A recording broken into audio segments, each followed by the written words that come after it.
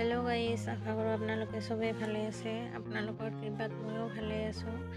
আজি মোৰ হাজবেণ্ডৰ হঠাৎ গাখীৰ পিঠা খাবলৈ মন গ'ল আৰু সেইবাবে মই এতে গাখীৰ 2 কিলো মান লৈছো। লৈ গাখীৰখিনি ভাল কৰি পাগাই লম আৰু হঠাৎ যেহেতু খাবলৈ মন গৈছে, পিঠা বনোৱাৰ সময় নাই, সেইবাবে মোৰ হাজবেণ্ডে পিঠাবোৰ দোকানত অৰ্ডাৰ দিছে আৰু ইয়াতে মই চেনি দি আছো। চেনিৰ পৰিমাণটো মই অলপ কম কৰি লৈছো, 250 গ্ৰাম মান লৈছো আৰু ইয়াতে মই খেজুৰৰ ৰস মানে দিম। খেজুৰৰ ৰস দিলে মানে গাখীৰ পিঠাটো বহুত ভাল লাগে আৰু চেণ্টটো ইমান ধুনীয়া আহে, কালাৰটোও ভাল লাগে। আৰু ইয়াতে মই অলপমান নিমখ দি আছো। নিমখটো আপোনালোকে সোৱাদ অনুসৰি দিব পাৰে।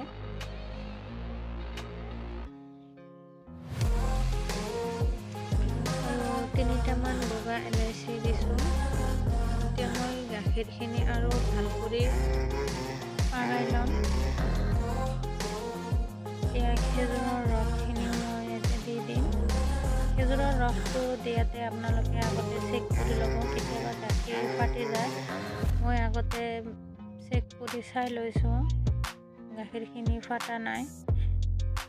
এনেকৈ আৰু 2-3 মিনিট গাখীৰখিনি পাগাই ল'ম। গাখীৰ মানে যিমান পাগ আহিব পিঠাবোৰো সিমান ভাল লাগিব। গাখীৰটো পাগ নাহিলে গাখীৰটো পাতল পাতল দেখা যায়, ভাল নালাগে এনেকৈ। আৰু এয়া বজাৰৰ পৰা কিনি আনা মোৰ হাজবেণ্ডে পিঠাবোৰ মানে জালিৰ নিচিনা হ'লে পিঠাবোৰ ভালকৈ ভিজে। গাখীৰত ভিজালে সদায় এনেকা সাইজৰে পিঠা বনাব লাগে আৰু এনেকৈ বনোৱাৰ কাৰণে মোৰ হাজবেণ্ডে কৈছিল, অৰ্ডাৰ দিছিল এনেকৈ। আৰু এয়া মোৰ হাজবেণ্ডে দি আছে পিঠাবোৰ। ইমানেই খাব মন গৈছে যে নিজে হাতে কৰিলে বোলে আৰু বেছি সোৱাদ লাগিব, সেইকাৰণে নিজে এনেকৈ দি আছে। গাখীৰ আছে আৰু 2-3টা মান দিয়া যাব। গোটেই ৰাতি এনেকৈ থৈ দিব লাগিব। আৰু এয়া ৰাতিপুৱাৰ লোক পিঠাবোৰ কিমান ধুনীয়া হৈছে না, ভিজি গৈছে, একদম নৰম হৈছে।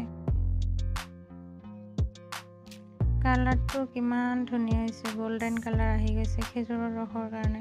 খোৱাতে বহুত সোৱাদ লাগিব কিন্তু। আপোনালোকেও কওকচোন কেনে লাগিছে।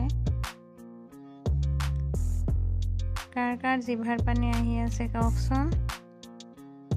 ভিডিঅ'টো ভাল লাগিলে লাইক, কমেণ্ট, শ্বেয়াৰ কৰিব, ছাবস্ক্ৰাইব কৰিবলৈ নাপাহৰিব।